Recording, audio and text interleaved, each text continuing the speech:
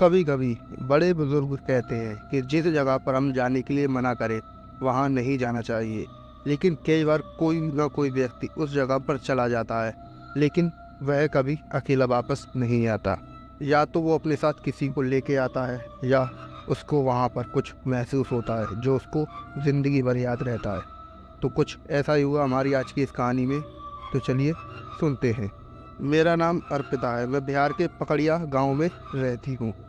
मैं अपने साथ हुआ एक हादसा आप सबके साथ शेयर करना चाहती। यह बात लगभग 2022 की है, जब मुझे अपने बॉयफ्रेंड से एक रात को मिलने के लिए जाना था। और यह बात अप्रैल की है। उसका ठीक मुझे रात को 11:30 बजे फ़ोन आया। उसने मुझे कहा कि मैं आ गया हूँ, तुम भी आ जाओ। मैंने कहा मैं 10 मिनट में निकलती हूँ। मैं चुपचाप रूम से बाहर आ गई।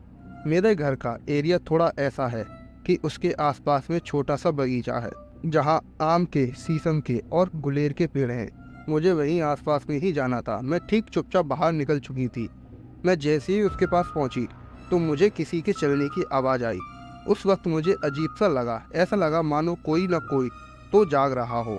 मैं एकदम से उसके पास पहुंचने से पहले दोबारा वापस आ गई। इसके कुछ ही देर बाद मैंने फिर से ट्राई किया।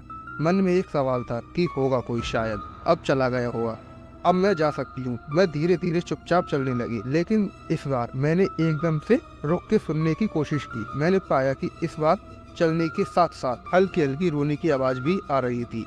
सच कहूँ, मैं उस वक्त इतना ज़्यादा डर गई कि मैं डर के मारे घर वापस आ गई। मैंने घर आते ही सबसे पहले उसे फ़ोन किया और कहा कि मैं नहीं आऊँगी, ऐसी ऐसी बात है। उसको लगा कि शायद मैं बहाना बना रही। उसने मेरी बात का विश्वास नहीं किया, मुझसे जिद करने लगा कि मैं आ चुका हूँ, तुम भी आ जाओ, बिना मिले मैं नहीं जाऊँगा। यह प्यार भी बड़ी अजीब चीज़ है। मुझे वापस जाना पड़ा। मैं भागते हुए उसी जगह पर पहुँची जहाँ पर वह खड़ा था। थोड़ी ही देर बाद उस बगीचे से मुझे गाय के बच्चे की आवाज़ आने लगी।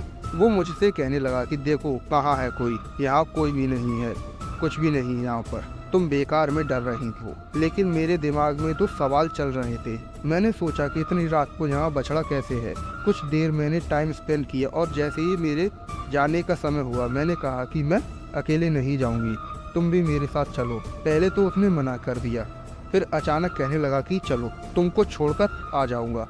इसके बाद मैं वापस घर आ गई।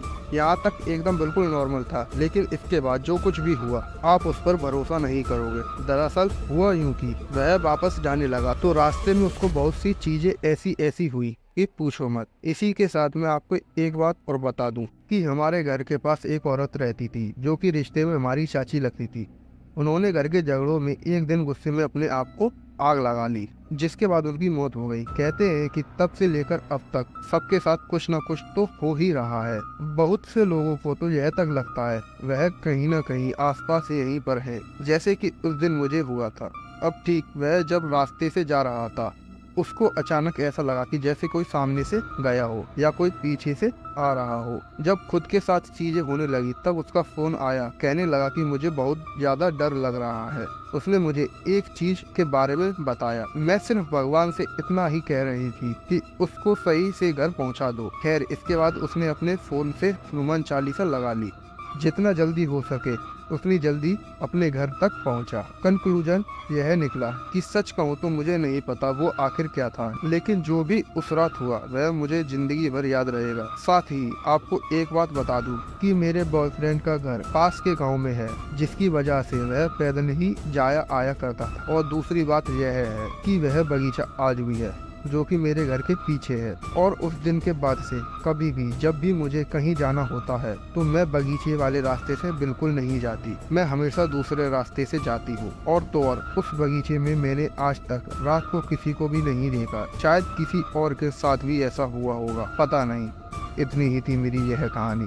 तो दोस्तों, यह थी अर्पिता की कहानी। कई बार कुछ जगहें इतनी हॉन्टेड हो जाती हैं कि वहाँ पर लोग जाना पसंद नहीं करते। शायद वह बगीचा कुछ ऐसा ही था, इसलिए वहाँ पर रात में लोग नहीं दिखते। लेकिन आपको इनकी कहानी में कितनी सच्चाई लगी, कमेंट्स में ज़रूर बताना। मिलते हैं एक और नई कहानी के साथ। तब तक अपना और अपनों का ध्यान रखें। धन्यवाद।